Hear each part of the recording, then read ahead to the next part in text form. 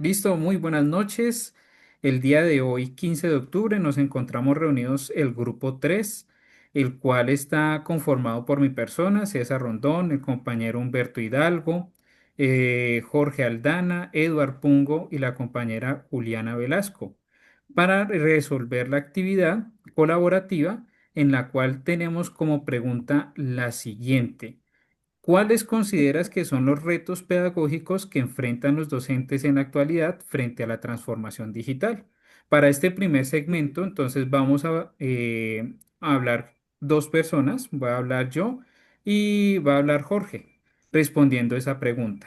Después, cada uno de nosotros nos vamos a tomar un espacio de unos 30 segunditos, un minutico para hablar sobre las primeras dos preguntas y después seguimos con el siguiente segmento, que es lo mismo. Tres personas hablan, intervenimos todos y al final haremos una conclusión general. ¿Listo? Entonces, frente a la pregunta, pues nosotros resolvimos lo siguiente, ¿no? Pues mi persona resolvió lo siguiente. Los principales retos pedagógicos que enfrentan hoy los docentes frente a la transformación digital van mucho más allá del uso de herramientas tecnológicas. ¿Por qué? Pues estas implican un cambio profundo en la forma de pensar y de enseñar. Edgar Morán decía que la educación debe superar el conocimiento fragmentado y formar una inteligencia capaz de comprender la complejidad del mundo. Entonces, para nosotros los docentes es bastante evidente que uno de las redes sociales que nuestros estudiantes usan, inclusive nosotros, es TikTok. Y eso a veces tienen unos temas muy interesantes, pero hacen que algunos temas estén fragmentados. Entonces, ¿qué es lo que tenemos que hacer nosotros como docentes? El maestro tiene que ayudarle a los estudiantes a conectar esos saberes que encuentran en las redes sociales y entender esas relaciones. ¿Para qué? Para que el estudiante no sea un actor pasivo, sino que actúe de una manera crítica frente a la información que recibe. ¿Por qué? Para nadie es un secreto que que la inteligencia artificial nos ayuda a nosotros a potencializar habilidades humanas, pero la tecnología no nos puede reemplazar. Esto que tenemos acá no la puede reemplazar la tecnología. ¿Por qué? Porque de acá surge la iniciativa, la intención y el propósito, la intuición, la improvisación. Y esto pues no se trata de competir con la inteligencia artificial, sino de cómo nosotros hacemos para complementarla, desarrollar la creatividad y ojalá que esas herramientas que nos brinda la inteligencia artificial ayuden al pensamiento crítico. ¿Listo? Entonces esta es mi postura. ¿Qué piensas tú, Jorge? Pero digamos que mi postura referente a estas nuevas tecnologías que se están utilizando hoy en día en la educación y los desafíos de nosotros como docentes, yo pienso que están encaminados por dos partes. Digamos que hay unos desafíos internos y otros externos. Los internos yo los relaciono con el interés y la motivación de nosotros como docentes en capacitarnos en esas nuevas tecnologías, que pues están presentes y si no las sabemos utilizar, sí es bueno digamos, que nos capacitemos. Ya en cuanto a esos desafíos externos, yo lo relaciono más con de pronto la brecha digital que se pueden presentar entre ciudades, entre regiones, ¿cierto? En cuanto a conectividad, a disponibilidad de recursos tecnológicos. Otro desafío está relacionado, digamos, con la forma en que se está accediendo al conocimiento. Pues digamos que anteriormente se accedía al conocimiento mediante un libro o un profesor. Hoy en día los chicos acceden al conocimiento, o sea, con cualquier cantidad de medios, videos, audios, textos, redes sociales, comunidades, ¿sí? Y otro desafío lo veo también tanto para docentes como para estudiantes, es como tener una actitud crítica y reflexiva al conocimiento al que se está accediendo, porque pues, Marcelo también lo decía. Digamos que sí, la red o la nube nos ofrece gran cantidad de información a nosotros como profesores, a los estudiantes. Entonces es tomar como una actitud crítica. ¿Qué tomo de verdad de toda esa información que yo encuentro? Y que los estudiantes también tengan esa actitud. O sea, si es verdaderamente aplicable o verdadera esa información a la que accede. Digamos que esos serían como los desafíos que yo vería en cuanto a la era digital en la educación. Muchísimas gracias por tu intervención, Jorge. Sobre sobre estas dos posturas, ¿a alguno de ustedes le gustaría hacer un apunte, algo que le gustaría complementar? Por ejemplo, de la postura tuya, Jorge, me parece interesante que a veces nosotros como docentes generamos una resistencia a la capacitación. Entonces hay algunos profes que por diferentes aspectos, entonces no se capacitan y generan resistencia a algo que ya está en el aula. Entonces no se trata de que nosotros prohibamos a los estudiantes el uso de elementos tecnológicos dentro del salón o dentro de la institución, sino que nosotros utilicemos estos elementos tecnológicos para potencializar nuestra clase. ¿Sí? Sí. A mí también me gustaría aportar algo ahí Ujú. sobre la resistencia de los docentes. No sé si a ustedes les pasa en sus instituciones, pero los docentes ya más viejitos, la verdad es que uno nota que no les interesa como la capacitación, ya no les interesa como otras nuevas formas de enseñar. Entonces a veces se vuelve complejo cuando en una institución la mayoría son de vieja data para estas tecnologías. Sí, señor, eso es completamente cierto. Vamos a abrir el espacio para una intervención más. De pronto alguno de ustedes tiene algún comentario más que hacer. A la una, a las dos y a las tres. Listo. Entonces, sobre este primer segmento ya identificamos algunos puntos principales y vamos a continuar con la siguiente parte. Entonces, para esta siguiente parte, ¿qué te parece, Eduard, si tú inicias? Recordemos entonces la pregunta. ¿La tienes ahí escrita? Ábreme el Bueno, micrófono. Eso es. ¿listo? De una.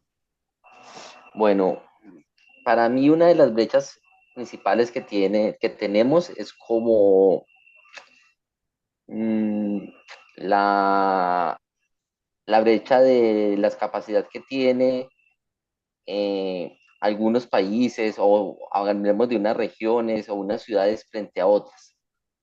Los recursos que manejamos a veces son muy pocos.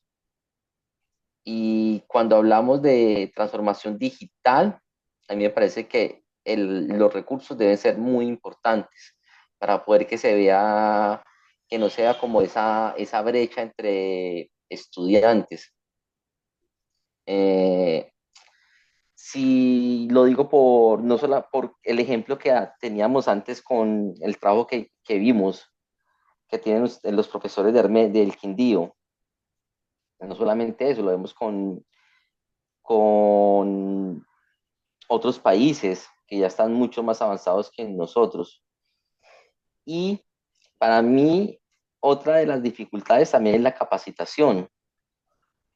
Hoy en día es muy fácil capacitarse, pero el querer a veces se queda ahí en querer, pero no lo hacemos. Nos da flojera o a unos docentes no les interesa. Y los muchachos en el tema digital van más rápido que a veces que nosotros. También mm, con los referentes que nos dejó el profe Morín, me parece que es muy importante cuando nos dice que la transformación digital no nos debe quitar lo humano. El vínculo humano es muy importante. Y yo pienso que eso es algo que los docentes no debemos perder, la humanidad, ¿no? Ya que la virtualidad o lo digital, las IAs, las plataformas, a veces tienden como a deshumanizar la enseñanza. Y es donde los docentes debemos entrar a humanizarla mucho más. Esas Vale, son como, perfecto. esas son como mis Tu postura. contribuciones. Excelente, Eduard. Muchísimas gracias por compartirla. Juliana, qué piensas tú sobre esa pregunta? Bueno, con relación a lo que decía mi compañero, creo que estoy muy alineada con lo que él dice. Me presento, mi nombre es Juliana, yo soy trabajadora social, soy docente de grado primero de Armenia Quindío. Y antes de continuar, creo que es importante mencionar que en el Quindío nuestras aulas de clase están dotadas de un equipo tecnológico bueno, ¿sí? Entonces, cada salón tiene pantallas digitales, tienen tablets para cada uno de los niños, tienen mesas interactivas y todo esto nos ha permitido a nosotros integrar, digamos que esa tecnología para nuestras actividades. Entonces, eso nos ayuda muchísimo. Pero lo que decía mi compañerito, y es muy importante, y es que nosotros no podemos perder esa parte humana.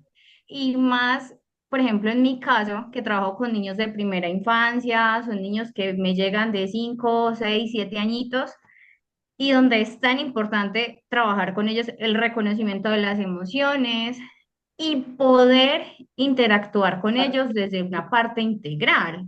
No solamente es como que lo he visto en algunos casos, entregarle al niño las tablets y jueguen y hagan lo que quieran, no, sino que sea como un aprendizaje dirigido, una actividad que sea orientada. Y si bien lo decía el profesor Hernán en alguno de los videos, es que no basta con tener como el acceso a la tecnología, porque digamos en el aula de clase lo hay, sino que lo importante es que ese acceso a la tecnología tenga un uso pedagógico intencionado y que promueva ese aprendizaje significativo. Y si nosotros no tocamos el corazón, no tocamos las emociones, pues es complicado poder llegar como al reconocimiento como de esa parte humana y poder prevenir muchas falencias que podemos tener a futuro, ¿sí? Y más pues en esta era que estamos como de rapidez, de inmediatez, donde la ansiedad, los trastornos, la depresión son tan notorios. Entonces creo que es importante empezar a trabajar esa parte humana desde chiquiticos para prevenir situaciones futuras. Perfecto, Juliana. Muchas gracias por tu postura. Vamos a terminar con Humberto. Humberto, ¿qué piensas sobre esa misma pregunta?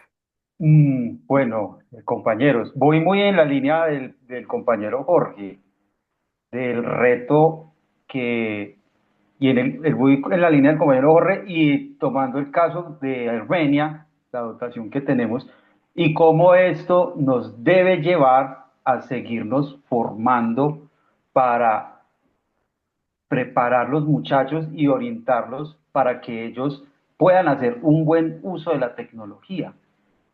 ¿Sí? Entonces, pues, mi aporte va a ser muy corto porque estoy muy en línea de Jorge. Creo que Jorge, digamos que yo parte de mi texto, de mi respuesta, va muy orientada a lo que dice Jorge. Entonces, lo centré en cómo nosotros debemos seguirnos preparando, y muy en línea a lo que dice usted, César, cómo nosotros tenemos que saber de qué están hablando los muchachos fuera de la casa, cómo se conectan a las redes y tratar de estar al día en eso para poder también comunicarnos con ellos y saberles llegar a través de una emoción. Perfecto. Sobre estas tres posturas, vamos a empezar sobre un debate cortico, un debate de 2 minuticos así rápidos. No sé si a alguno de ustedes le gustaría plantear alguna opinión sobre las posturas de Edward, de Juliana, de Humberto.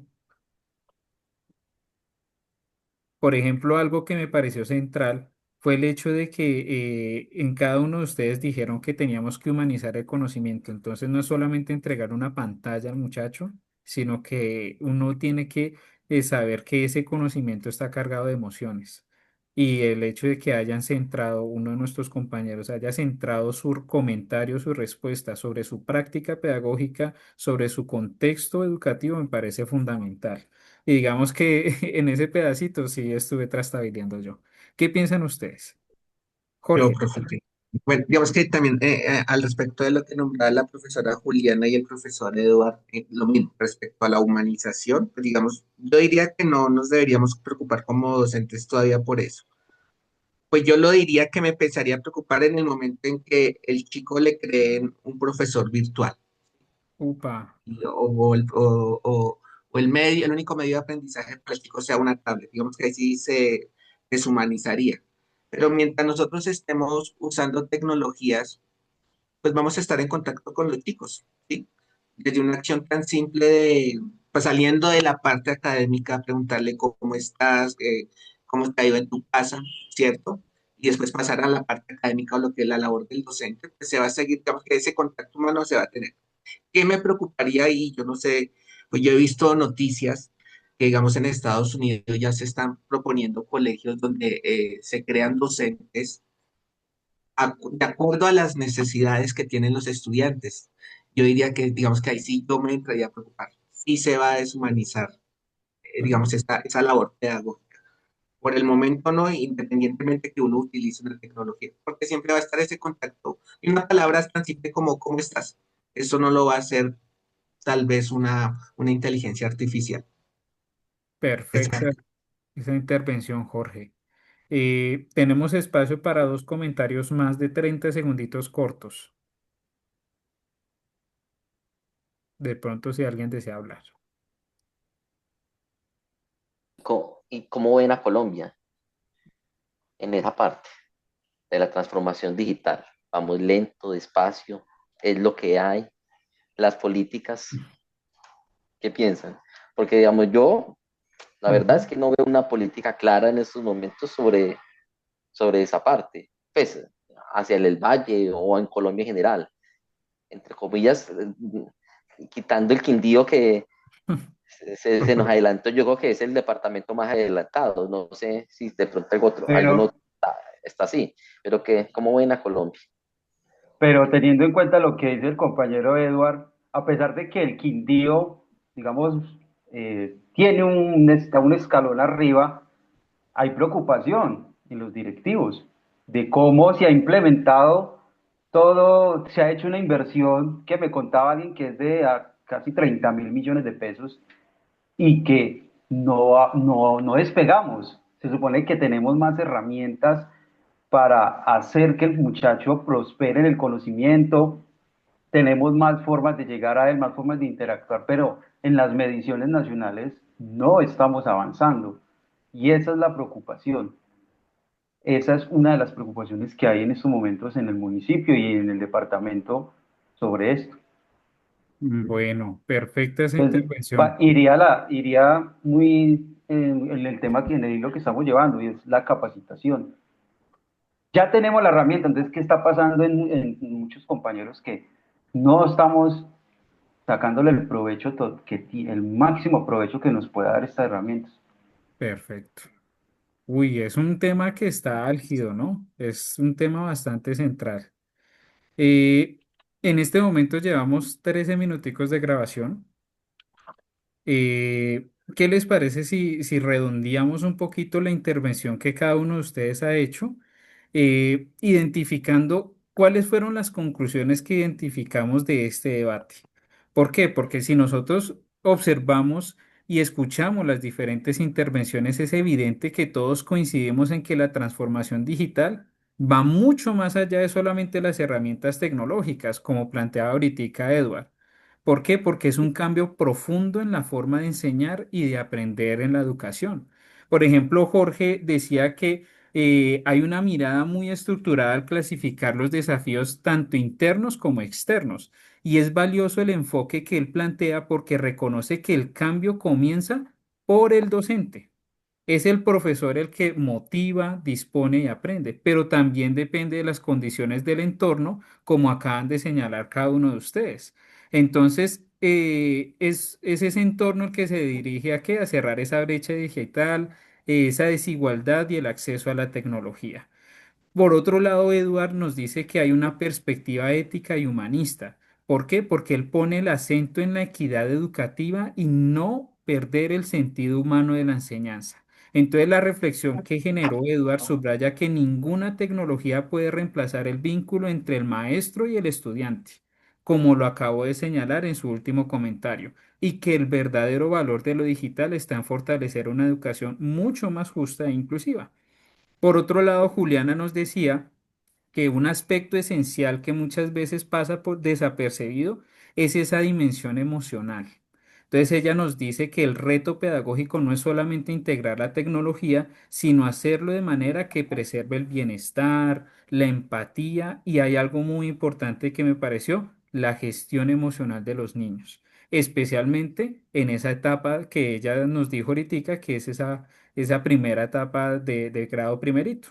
Y pues desde mi ladito es una síntesis pequeñita, ¿no? Entre lo que nos decía Edgar Morán como una visión práctica del rol docente, señalando la importancia de un pensamiento complejo, potenciar habilidades humanas que la inteligencia artificial no puede replicar y equilibrar lo digital con lo presencial. Ya para terminar, Humberto nos decía que hay que complementar la discusión desde una mirada reflexiva.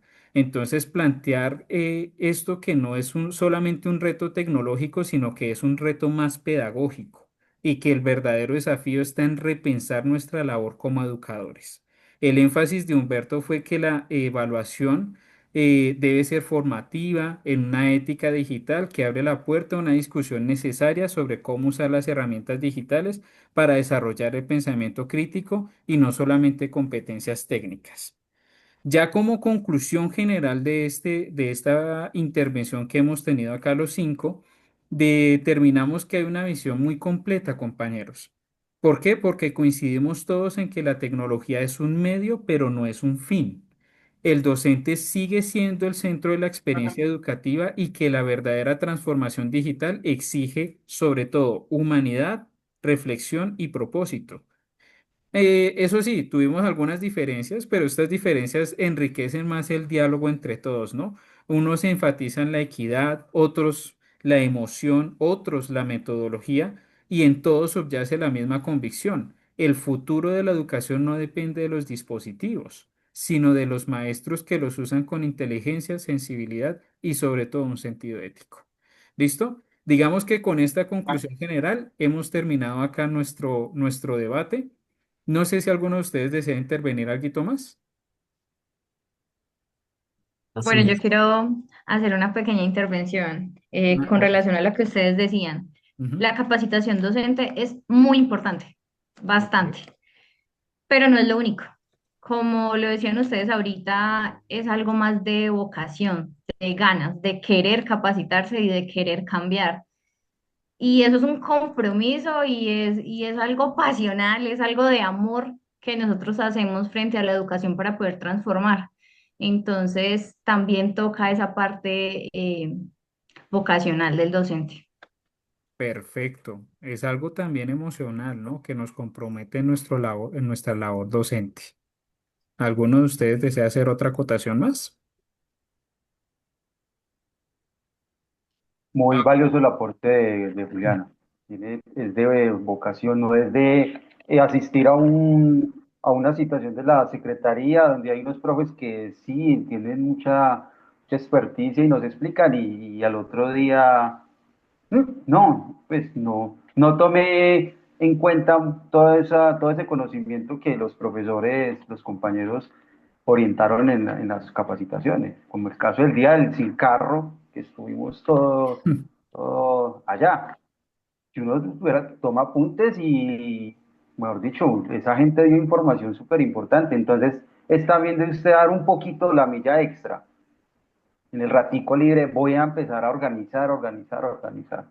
Tiene toda la razón la propia. Hacer gestión del tiempo personal que cada uno dispone. Excelente. ¿Alguno de ustedes desea hacer un comentario extra? ¿Listo? Entonces, ya en este momentico llevamos 20 minuticos. Bueno, entonces ya con esta pequeña intervención terminamos. Muchísimas gracias a cada uno de ustedes y a usted, profe, por escuchar este video. ¿Listo? Feliz noche. Buenas noches. Gracias. Hasta luego. Muchachos, Hasta feliz luego, noche, gracias. que descansen.